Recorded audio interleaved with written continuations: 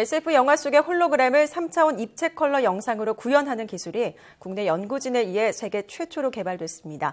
오늘 탐구인에서 자세한 내용 알아보겠습니다. 한국전자통신연구원 추현곤 디지털 홀로그래피 연구실장과 함께하겠습니다. 어서 오십시오. 안녕하세요. 안녕하세요.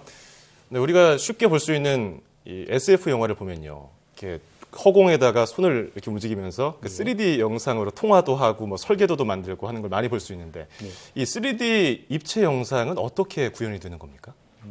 일반적으로 3차원 입체 영상은 크게 이제 사람의 여러 가지 인지적 특성을 기반하고 있는데요. 예를 들어서 이제 영상을 이용하더라도 멀리 있는 사람의 경우는 조금 작게 그린다든지 가까이 있는 물체는 크게 그린다든지 또는 멀리 있는 사람은 뿌옇게 보이고 가까이 있는 물체는 선명하게 보인다든지 하는 식을 통해서 실제로 같은 영상을 두고도 사람이 입체감을 느끼도록 만들어줄 수 있습니다.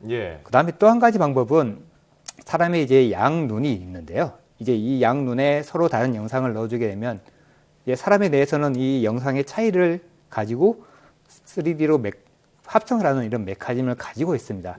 이제 이게 일반적으로 가장 그 3D TV나 영화에서 쓰이고 있는 입체 영상을 만드는 방법인데요. 이제 이런 경우는 실제 영상은 정해져 있고 3차원의 이제 물체 위치가 다른 곳에 있기 때문에 사람이 쉽게 피로감을 느낄 수 있습니다. 그럴 수 있죠. 이제 거기에 반해서 이제 홀로그램 같은 경우는 이제 원래 가지고 있는 물체의 빛의 특성 그걸 그대로 재현을 하면서 사람이 이제 원래 물체가 있는 것처럼 그대로 느끼도록 만드는 기술입니다. 네, 이 홀로그램 기술도 좀 여러 가지 종류로 나뉜다고 볼 수 있습니까? 네. 실제로 뭐 홀로그램도 보안이라든지 뭐 저희가 쓰는 집회라든지 이런 데 여러 군데서 쓰이는 부분이 있기 때문에 실제로 응용은 많은데요. 이제 일반적으로 이제 사람들이 가장 많이 생각을 하는 이제 입체 영상이라는 관점에서 봤을 때 이제 얘기를 하면 크게 아날로그 홀로그램하고 디지털 홀로그램을 이렇게 나눌 수 있습니다.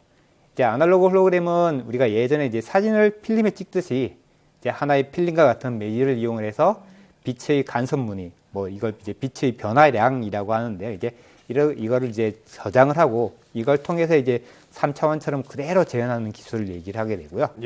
이제 디지털 홀로그램은 이 매질에 이제 대신에 그 전자 광학 소자라고 하는 그 소자를 통해서 3차원 입체 영상을 그대로 재현하는 방법입니다. 현재 아날로그 홀로그램 같은 경우는 이미 뭐 그 기술이 상당히 개발이 돼서 원래 있는 물체하고 거의 똑같이 보일 정도로 이렇게 만들어져 있는데요. 다만 이제 단점이 이제 저희가 예전에 필름을 쓰는 거 생각을 하면 이게 편집도 안 되고 그 다음에 저장도 어렵고 그 다음에 멀리 보내거나 이런 데 아주 제한적이기 때문에 이런 문제 때문에 이제 아주 예술 작품이라든지 이런 아주 제한된 분야에서만 쓰는 경우고요. 이제 그걸 이제 해결하기 위해서 이걸 디지털 소자로 바꿔보자라고 하는 게 디지털 홀로그램인데 현재 전 세계적으로 이제 시작 지점에 와 있는 상태입니다. 저희가 이 전문가들이 나오면요 꼭 물어보는 질문이 있어요. 이 부모님들도 많이 보고 있고 학생들도 많이 보고 있기 때문에 그런 건데 뭐 진로를 위해서 이 홀로그램 연구를 왜 하게 됐는지 계기가 궁금해요. 뭐 영화를 보셨다든지 뭐 책을 읽었다든지. 뭐 홀로그램에 대해서 관심이 없는 분은 없다고 생각하고요.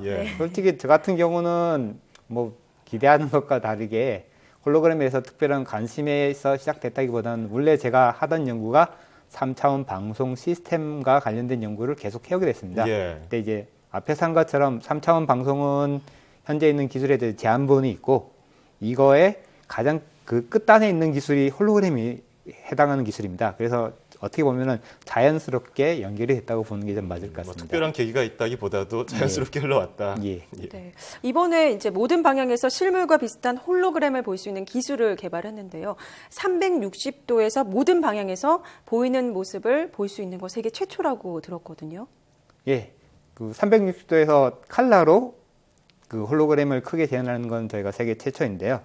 실제로 이 기술을 개발하는 부분에 있어서는 처음에 그 앞에도 얘기한 것처럼 이 홀로그램, 디지털 홀로그램 자체가 연구 초기 단계에 있습니다. 그래서 뭐 안 된다는 사람도 많았고, 그 다음에 광학 소자가 없는 상태다 보니까 제한점이 많았는데요.